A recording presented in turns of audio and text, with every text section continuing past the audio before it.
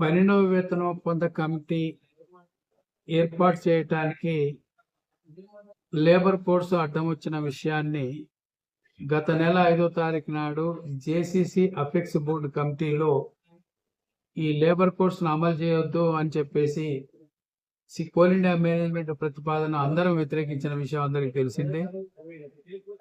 అంటే labour codes అమలు చేస్తే ఎన్నికలు పెట్టాలి, 51% ఓట్లు రావాలి, 51% ఓట్లు వచ్చిన జేబీసీసీ తీసుకోవాలని. ఒకవేళ 51% ఓట్లు ఏ యూనియన్కి రావు కాబట్టి 20% ఓట్లు వచ్చిన సంఘానికి ఒక్కొక్క ప్రతినిధి చొప్పున ప్రాతినిధ్యం ఇవ్వాలని ఈ నిబంధన ఉండటం వల్ల ఎన్నికలు పెట్టాలి ప్రాసెస్ అంతా ఉన్నది.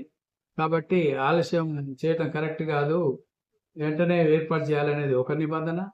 ఇంకోటి, కార్మిక సంఘాలనే నిర్వీర్యం చేసేటటువంటి ఈ లేబర్ కోడ్స్ కార్మిక అంటే పబ్లిక్ సెక్టార్ని నిర్వీర్యం చేసేది, కార్మిక సంఘాలను నిర్వీర్యం చేసేది, కార్మికులను కూడా కట్టు బానిసలుగా చేసే లాంటి లేబర్ కోడ్స్ ను అందరం వ్యతిరేకించాలని చెప్పేసి నిర్ణయం తీసుకుంటే దీన్ని బిఎంఎస్ వారు సిఐటితోని అంటే కొన్ని లేబర్ కోడ్స్లలో మంచిగా ఉన్నాయి, కొన్ని ఇబ్బందికరంగా ఉన్నాయని చెబుతూనే పోరాటాలకు ఎప్పుడు కూడా కలిసి రానటువంటి బిఎంఎస్ వారు మిగతా సంఘాలు సిఐటి అన్ని కలిపి దేశవ్యాప్తంగా అనేక పోరాటాలు ఇప్పటికే 4 సమ్మెలు జరిగినటువంటి అంశం, నిరసన కార్యక్రమాలు పెద్ద ఎత్తున జరిగినటువంటి అంశాన్ని కూడా కార్మికులు అర్థం చేసుకునే ఇచ్చిన పిలుపులను 100% సమ్మెలు విజయవంతం చేసినటువంటి చరిత్ర కూడా ఉన్నది.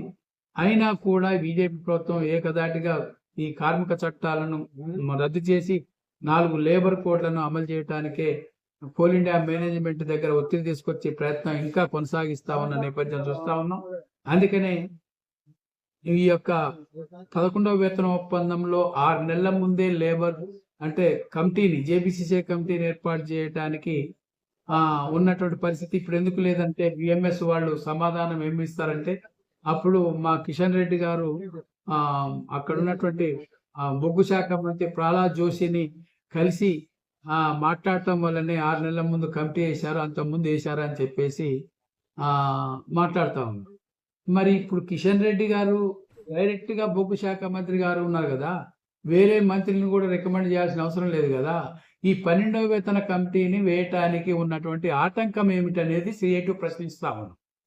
డైరెక్ట్ గా బొగ్గు శాఖ కిషన్ రెడ్డి గారు ప్రకటించవచ్చు, కమిటీని వేయండి, జేబీసీసీ కాన్స్టిట్యూట్ చేసి వేయండి అని చెప్పొచ్చు కదా. అప్పుడు చెప్పిన మనిషి ఇప్పుడు ఎందుకు చెప్పలేదు అని సిఐటిగా ప్రశ్నిస్తున్నాం.